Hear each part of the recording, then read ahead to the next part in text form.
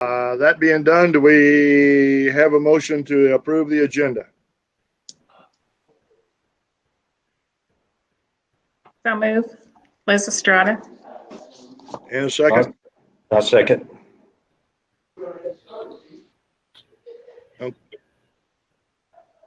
Seconded by Tom Sidwell. Okay, roll call? Mr. Sidwell, Yes. Mr. Sandoval, Yes. Mrs. Estrada, Yes. Mr. Streetman. Yes. Okay, one of the things I need to mention here, well, the next item on the agenda is comments from the public, and do we have any comments, Connie? No, sir. According to Larry, there were no public comments. Okay. We'll move right on to the consent agenda. Before we start that, when we make a motion or a second or even vote, let's start off with our name and then our vote or second or motion or whatever it is, so that the people listening understand who's talking. Consent agenda. Do we have an approval or a motion to approve the consent agenda? I so move, Jimmy. Okay, in a second. Liz Estrada, second. Okay, Connie. Mr. Sandoval, Yes. Mrs. Estrada, Yes. Mr. Streetman, Yes. Mr. Sidwell. Yes. Okay. Chairperson's report. I don't have anything at this particular point in time. That will move right on into reports, presence. Ms. Gillard. Okay, the first item under the president's list is the announcement of an employee retirement. At the end of this month, Beth Cisneros will be retiring from the college after having served 18 years with us. She's been an exemplary employee, and I know many of us will miss her, and she will be hard to replace. So Beth, thank you for all the service and for all you've done for the college. Does anyone else have any comments they'd like to share about Beth and her service with the college? Okay. We're gonna miss her. We're gonna miss her something terrible. Yes. Yes. Yes, I'm going to miss her a lot because she's the one that helped me in all my speeches. And she Yes, helped me to get Title V. that's right. That was Beth. good for me. Yes, Beth began her career with us as overseeing the Success Center, and she was very Yes. effective in that position. And she is concluding with her position as the director of the Educational Services Center. So again, thank you, Beth, for your service. Yes. Yes, thank you. I'll move on to item number 2. And due to the resignation of a MCC Foundation board member, I would like to recommend the appointment of a board replacement, that individual being Josh McVeigh, who is our Director of Public Relations. And so I present that to the board for your action. Okay. My understanding is Beth will be retiring from the college, and she'll be leaving the foundation as the college representative on the foundation.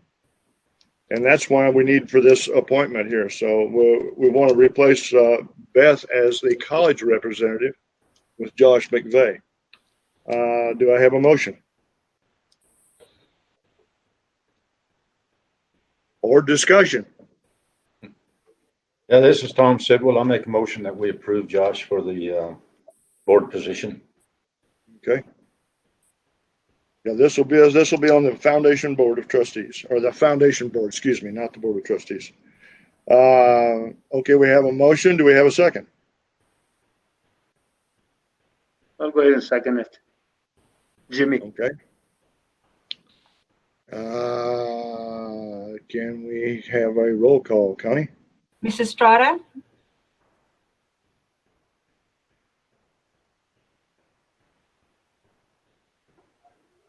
Yes. Mr. Streetman, Yes. Mr. Sidwell, Yes. Mr. Sandoval. Yes. Okay. Natalie, moving right along with Carson, agreement with Carson National Forest. Yes, so in all of the Board of Trustees package, you will find the agreement, the participating agreement between Mesa Lands Community College and the United States Department of Agricultural Forest Service, Carson National Forest. So the purpose of this agreement is for Mesa Lands Community College and for us to care for wild horses, provide training for those horses and animals so that they can eventually be adopted or sold to the public in efforts to meet the goals of the Wild Horse and Bureau Act. And Mr. Sidwell, you were correct when you asked if it was, the agreement was a result of that act. And yes, indeed it is. So this agreement was signed on September 17th, 2020. And it will provide the college with $30,000 to carry out those agreed upon duties, which is to care for the wild horses and provide training and ultimately adoption. So is there any questions or discussion on this agreement?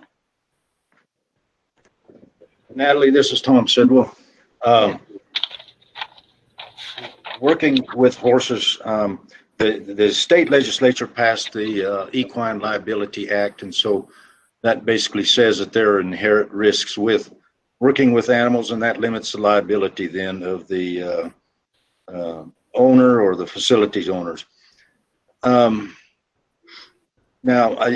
so when we had horses and we had working ranch guests, we had to have some insurance just to be able to cover anything that might happen beyond what the state statute said, and that relates to maybe negligence or accidents or something like that that may occur and will occur with horses. So has the college got something there that would liability insurance that would protect you from any suits that might arise if somebody got hurt? Yes, I believe that will be covered under our liability policy, but we will verify that. We do have, Amanda, do you have any details on the liability policy?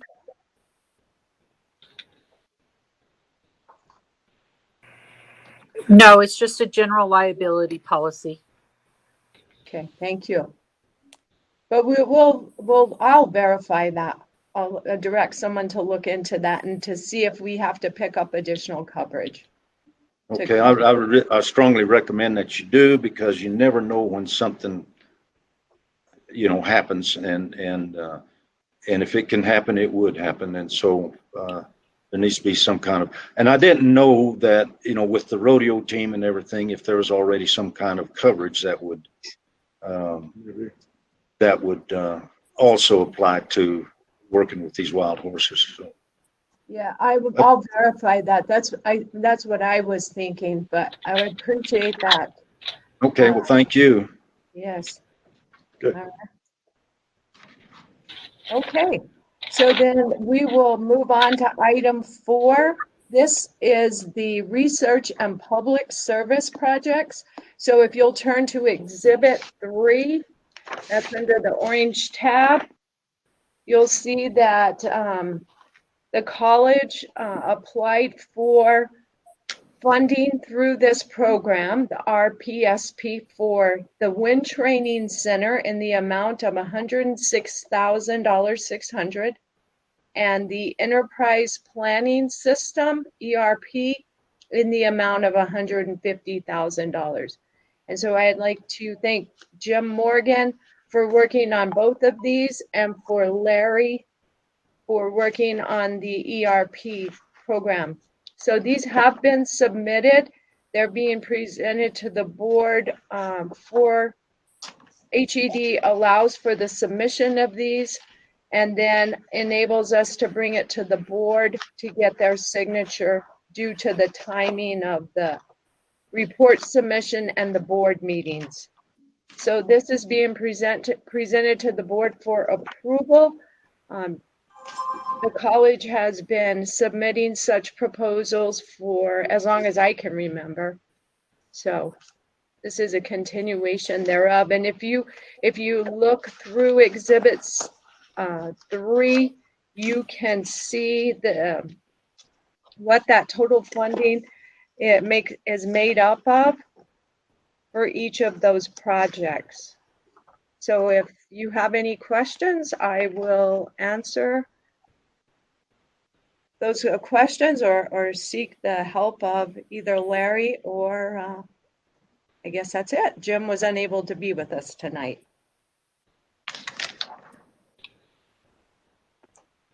Questions, anyone? We needed something like that.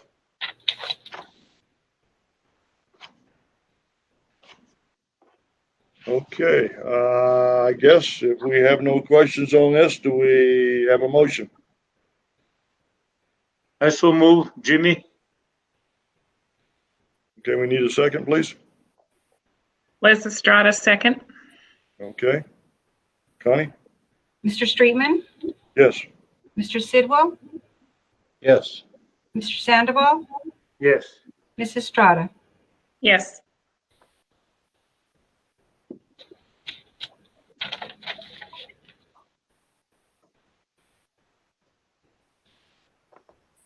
Okay, so that brings us to item number 5 under the president's report, which is the request for proposals for energy performance contracting service for the college. Mr. Morgan was going to be here tonight to present this. He was nice enough to leave me some points to share with you. So I will go over his points.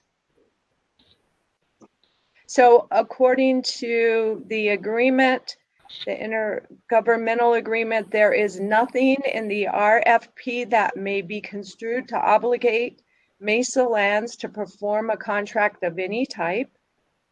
Mesa Lands will proceed with a guaranteed utility savings contract at the option of the college. Approval by HED, Mesa Lands, and other governmental authorities deemed necessary by HED of the investment grade energy audit, IGA, shall be given upon 1, certification of EMNRD, the qualified provider of energy conservation measures, and the state engineer. So this the scope of the work includes an investment grade energy audit and project proposal, implementation, commissioning, and financing, and post-construction guarantee and monitoring. We do have the right, we being the college, to reject any or all proposals for any reason.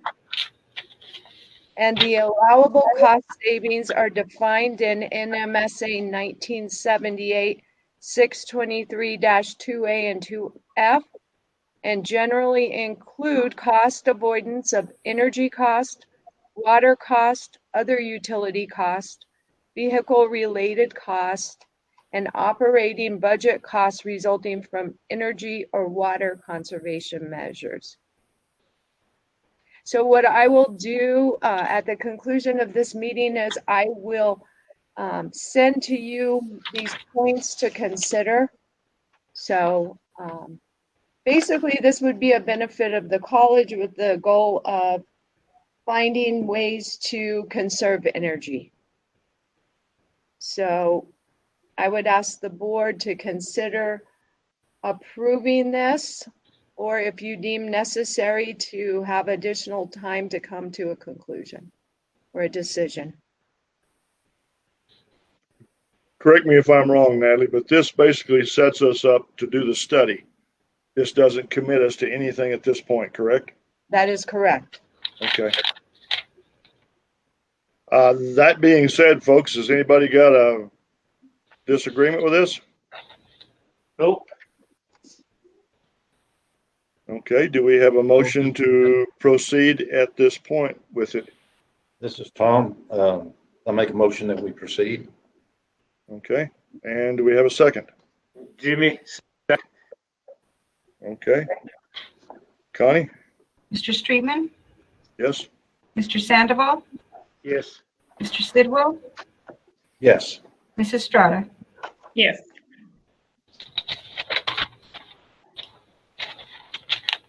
Okay, Natalie, you're still up.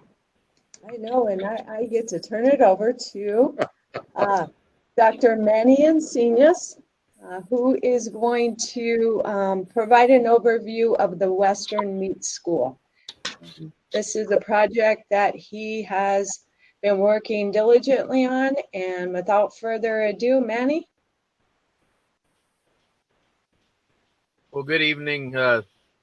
Thank you all, especially Natalie, for allowing me to share a little bit about what we've been working on over the summer. We've been, since March, I guess back in March, just to kind of give you a little timeline, I was asked by a few different organizations to see if I would be interested in coordinating a program in New Mexico. It was a 5-state program, and it's called the Western Meat School. The Western Meat School is a 6-week class.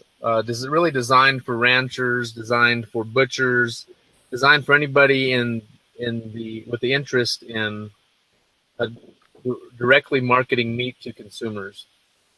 It's a cooperative project. It's based out of Oregon State University. The other collaborators are Montana State University, University of Wyoming, Colorado State University, and ourselves as Mesa Lands Community College. So I felt really honored that they would ask us and allow us to house it out, for New Mexico anyways, out of Mesa Lands Community College. And again, it's a 6-week course. It begins in November, and it's all focused on trying to bring national experts as presenters and educating mostly ranchers, which is going to be a format. I think there's already over 300 registered for the overall meat school. They're from anywhere on the continental United States all the way down into Costa Rica. The cool thing about it is that we have the opportunity, and again, COVID always changes things, but we have the opportunity to have in-person, I guess, local networks where we can actually have the networking opportunities that present itself with that. Now, that's still somewhat fluid, but the cool thing about it on top of that is that it's also available in hybrid. So actually, people can register online and just take it through the comfort of their own home. This whole aspect of the project through Mesa Lands, it's when we do things, at least in our camp, we always try to go a little bit above and beyond. It was designed mostly, again, for ranchers.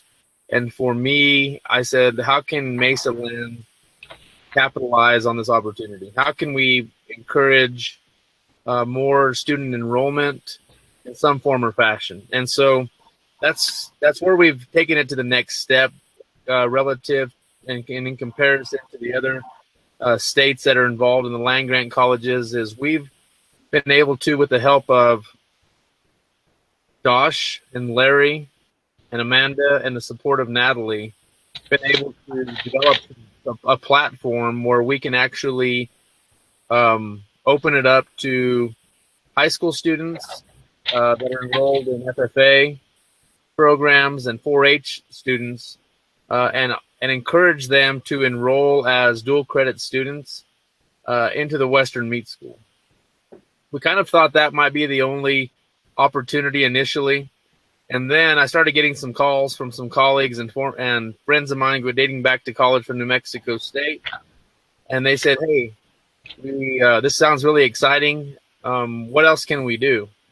And so we've taken it from just a dual credit platform, and we have garnered the support from the statewide industry like New Mexico Cattle Growers, New Mexico Farm Bureau, the Beef Council, where we are not just only going to take high school students, it's really middle school from 7th grade through high school, through this Western Meat School and provide some mentorship.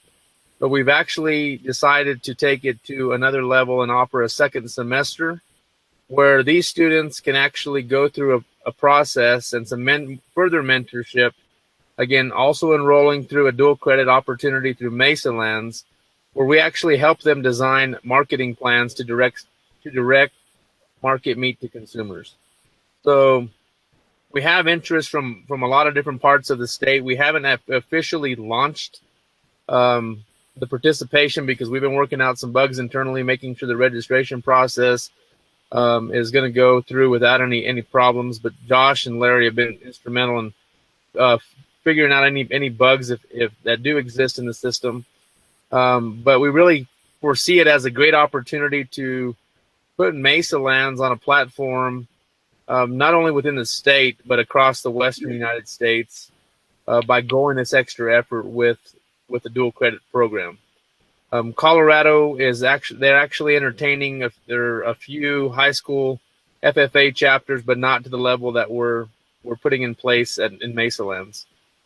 Again, it's a 6-week program, but it really takes you from the beginning and understanding marketing channels all the way to understanding all of the regulations going forward to direct market meat. I know Mr. Sidwell, he and Mimi have a very successful program, and but this is really one of those opportunities for Mesa Lands to have another unique program that is very complementary to the Cowboy Silversmithing, to the wind energy, to the Farrier Science. And we feel like being able to house this program on the campus of Mesa Lands and being able to fly the Mesa Lands flag is just going to, again, add a unique feather to our hat as to the types of educational opportunities that we can provide to young people, and they can take these type of experiences and accreditations and go back to rural New Mexico and have an impact in those local economies. Again, it's a system that's moving forward. It has a lot of moving parts. Again, I appreciate the patience of Natalie and Amanda and everybody else saying, hey, can we do this? Hey, can we do that? And just their willingness to adopt things such as this. And I guess, again, whenever I had the opportunity to join the Mesa Lands teams, this is what I foresaw was the opportunities to bring programs to Mesa Lands that were truly unique, not in so much in competition with other academic institutions, but were complementary to what other 4-year colleges are offering in the state. So I think I'll stop there because I could probably talk about another 30 or 45 minutes, as Mr. Sidwell knows, but I know time is limited. Do you have any questions? Anybody have any questions? Well, they need meat cutters out here. I just want to comment that I think this is a great opportunity and a great program. And, what it will do is add value to the livestock, to these ranchers' product. And when you add value there, well, you also help the local economy. So this is something that I'm really, really glad to see. And so Mimi and I are signed up. We're looking forward to it too. Cool. Okay, Liz? It just sounds like a great program. Thank you for what you're doing. Yep. I feel honored to be part of the Mesa Lands team. It's truly a unique institution, and I analyze a lot of these programs on a regular basis, and I just feel very fortunate to be part of the team at Mesa Lands. Thank you very much. Appreciate you. And yeah, looking forward to seeing how this thing turns out. Thank you, Manny. Okay, Natalie. Okay, thank you again, Manny. And it's going to be hard to keep your attention after Manny's presentation, but I will try to do so by sharing with you the Student Learning Assessment Annual Report. So if you will refer to Companion Exhibit 1, it's the purple cover document that's quite lengthy. Yeah. And I would like to say, I would want to thank Tom Morris, who's no longer with us, for putting this report together before his departure, and he's done so for many years and did a great job serving as the co-chair of the SLAC committee, which is the Student Learning Assessment Committee. So just to briefly go over this document, I just want to share with you that the college uses 3 levels of assessment for student learning outcomes. The first level is the institutional level, and there are a number of measures in place. One is the AccuPlacer, which is a placement exam. For years, that was a required exam for that, or its predecessor, was required for all income students that were either degree seeking or enrolling in a college level math or English class. The trend today is shifting away from required just because many students, and about 80% of ours, I would say 70-80% of ours, place in pre-collegiate coursework, which then tends to slow down a student's progression through their degree plan. And many times you get students that stop out. So it's no longer required. It's highly encouraged by faculty advisors after discussions with students, and that they see there may be some deficiencies existing, and then they would encourage them to take the AccuPlacer. And another measure that's used for the institutional level is the general education competencies, as well as the capstone portfolio course. So if you will turn to page 11 of the document, Companion Exhibit 1, you'll see a nice table there. And this shows the areas of general education that are assessed and the time frame in which those assessments take place, as long as in what classes the assessment occurs. So let's just look at the first one. During both the fall and spring semesters, information technology skills are assessed, and that occurs in our CIS 101 class, Introduction to Computers.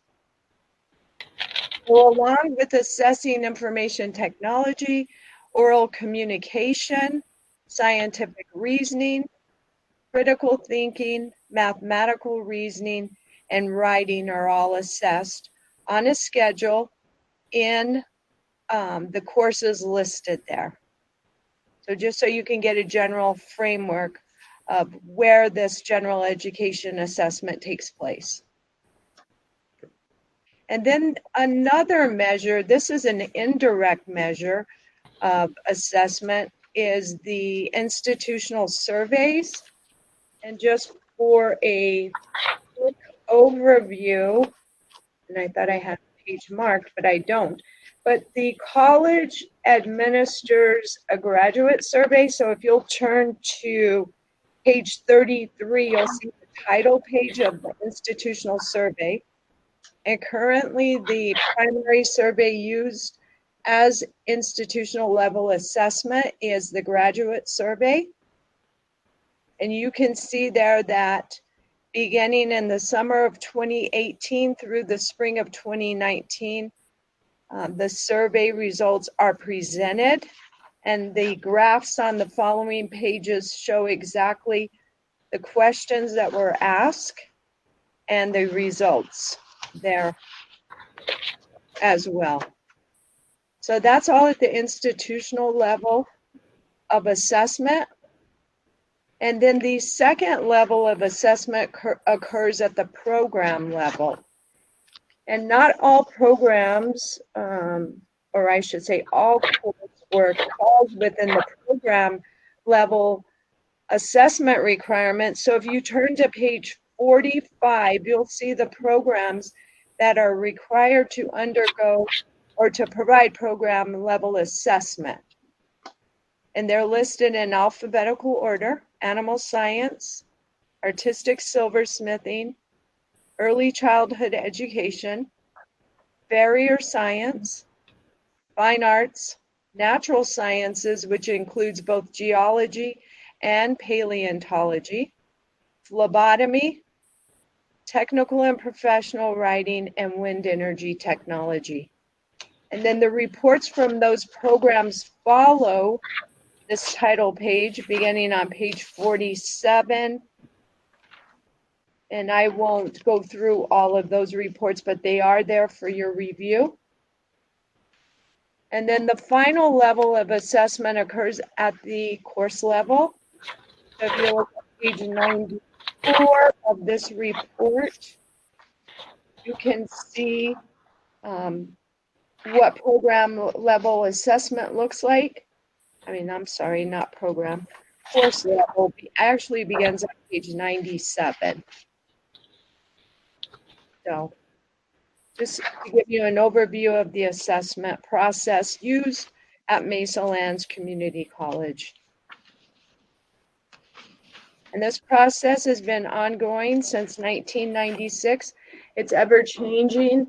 And I think we have a good plan now. And we're just trying to ensure that we stay current and that our students, when they leave us, they walk away with the knowledge and skills necessary to either obtain employment or to transfer to a four-year institution and pursue a bachelor's degree or higher. So is there any discussion or questions on the 2019-2020 annual assessment report?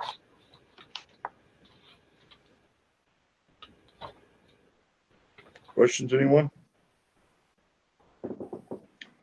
If there are no questions, I guess we go forward to Student Affairs, Dr. Kennedy.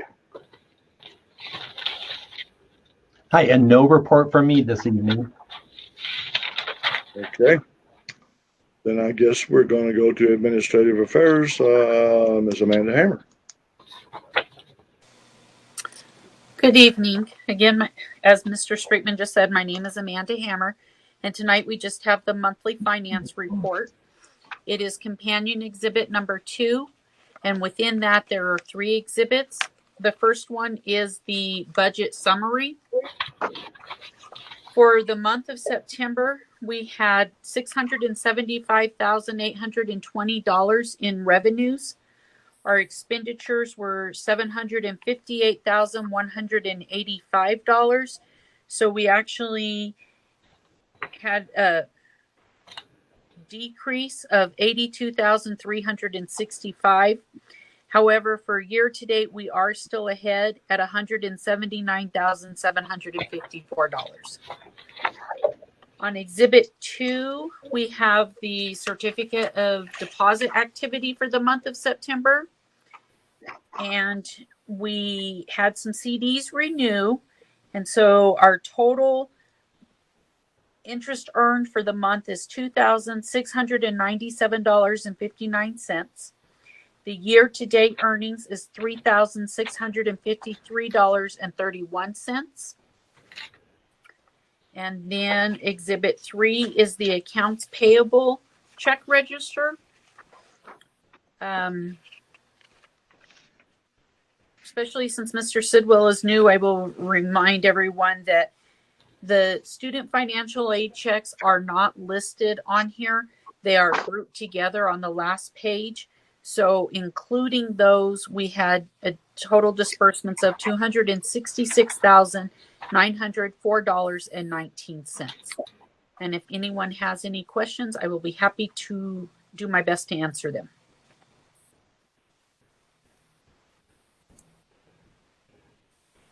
Questions, anyone? Nope. Okay, if we have no questions, do we have a motion to approve the finance report as presented? So move, Jimmy. In a second. Liz Estrada, second. Roll call, please, Connie. Mr. Sidwell, Yes. Mr. Sandoval, Yes. Mrs. Estrada, Yes. Mr. Streetman. Yes. Okay, that brings us down to an executive session that we've got listed here. Do we have a motion to go into executive session for the requirements that are listed here? Liz Estrada, so move. Tom Sidwell, a second. Okay. And roll call, Connie? Mr. Sandoval, Yes. Mrs. Estrada, Yes. Mr. Streetman, Yes. Mr. Sidwell. Yes. Okay, that being said, Natalie, stay here with us. Everybody else except for Tom, Jimmy, and Liz and myself, you guys can drop off for now.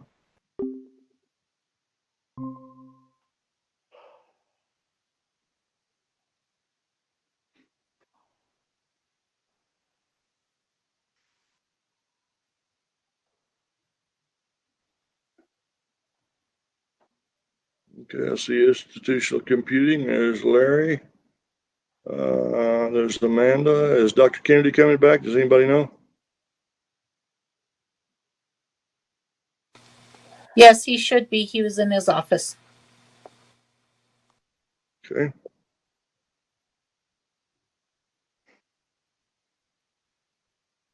There's Connie.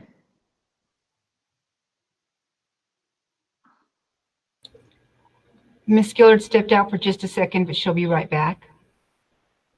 Pardon, I didn't hear you, Connie. What? Miss Gillard stepped out for a minute and she'll be right back. That'll work. Okay.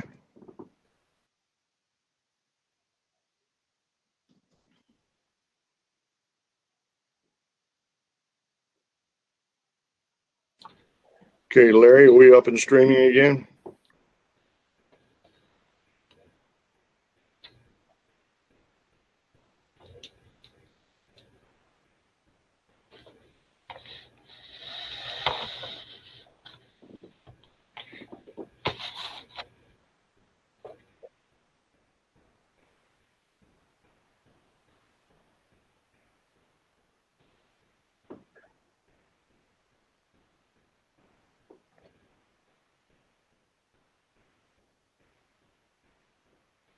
Okay, Larry, are we streaming again?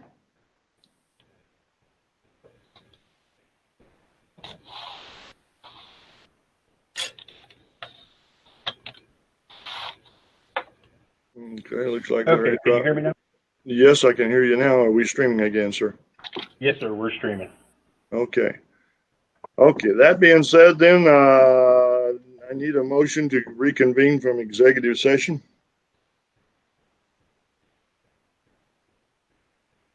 So move, Jimmy. Okay, and a second, please. This is Tom, a second. Roll call, Connie. Mrs. Estrada,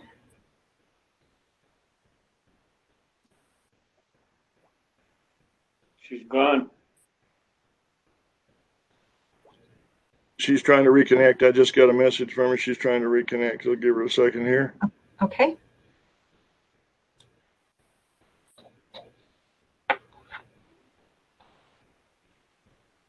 There's Liz. Okay. Mrs. Estrada, Yes. Mr. Streetman, Yes. Mr. Sandoval, Yes. Mr. Sidwell. Yes. Okay. Action needed if based on executive session. Okay, the action we're going to need, we've discussed making a change in Natalie's salary. We initially gave her 10% above her base, which is not anywhere near adequate for everything that she's having to do. We're going to adjust it accordingly. And I guess with that, Liz, I'm going to hand that portion over to you to make the motion now. Okay, so I make a motion that we make a one-time adjustment, $16,759.19 to cover the period from July 1st through October 31st. And starting in November, compensating Natalie a stipend of $5,000 per month to continue until a president is hired. Do we have a second? Tom, and I second. Okay. Roll call. Mr. Streetman, Yes. Mr. Sidwell, Yes. Mr. Sandoval, Yes. Mrs. Strata. Yes. Okay. Motion carried. New business. I don't have any new business at this point. Natalie? No, the only thing I would just mention is we'll just continue to watch the public health orders and the government's or the governor's, if any changes are made to the way we're conducting operations with the rise in COVID cases in the state and across many states. Well, that's the case. That's about all we've got at this point. We've got the board correspondence, the board's 12-month calendar, the annual calendar of reports, and of course the Student Affairs Division meetings are at the back of our board book. Guys, is anybody have anything else? Let me start off. Liz, you have anything else? No, I don't. Okay, Jimmy, No. Tom. I don't have anything else. Okay, Natalie. I do not. Okay, Amanda. No, sir. Thank you. Okay, Dr. Kennedy. Just one favor. The month before last, we did I call it the yellow report, the enrollment plan report. And next month, we'll be doing another report. If board members, if you don't want to keep it, if you could give those to Connie for us to recycle. We only print a very limited amount of those for cost savings. So if you could return those, that would be great. Okay. Thank you. Josh, do you have anything? No, sir. Thank you. Okay, Larry, do you have anything? No, sir. Okay, with that being said, folks, we're going to call this meeting, I guess, adjourned at 6:53 p.m.